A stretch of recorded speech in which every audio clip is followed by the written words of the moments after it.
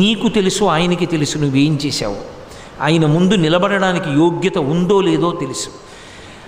ఆ స్థితిని నిలబెట్టుకోగలిగితే లోపలికి ధైర్యంగా వెళ్ళి ఈశ్వర మిమ్మల్ని పూజించడానికి వచ్చాను అని పేటేసు కూర్చోడానికి ఏమీ అభ్యంతరం లేదు అని వెళ్ళగలిగితే ఆ బ్రతికిన రోజు జీవితంలో నిజంగా బ్రతికిన రోజు.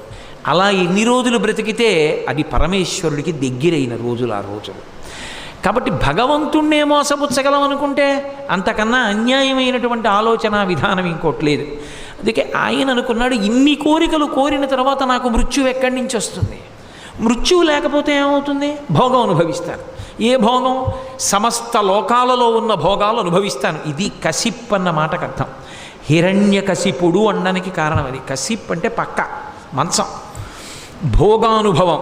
ఎందుకు శరీరంతో ఉండాలని కోరుకుంటున్నాడంటే భోగములను అనుభవించడానికి. రాక్షస బుద్ధికి సాత్విక బుద్ధికి తేడా అక్కడ ఉంటుంది.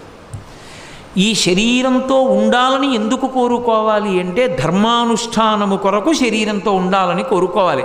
అంతేకాని ఈ శరీరంతో ఉంటే ఏమవుతుంది అంటే భోగాలు అనుభవించడానికి శరీరంతో ఉంటాను అని అనుకున్నాడు అనుకోండి, ఉత్తర క్షణంలో రాక్షస బుద్ధితో నిలబడ్డాడని గుర్తు. భోగానుభవం కోసం నిలబడకూడదు, ధర్మానుష్ఠానం కోసం శరీరాన్ని వాడాలి. ఈ శరీరంతో ఉంటే మరికొంత ధర్మం చేస్తాను, రేపు మరికొంత ధర్మం చేస్తాను, ఇంకో 10 ఏళ్ళుంటే ఇంకొంత ధర్మం చేస్తాను, 20 ఏళ్ళుంటే. అలా ఎన్నాళ్ళు ఉండాలి? ధర్మం కోసం 1000 ఏళ్ళు ఉంటాను అనకూడదు.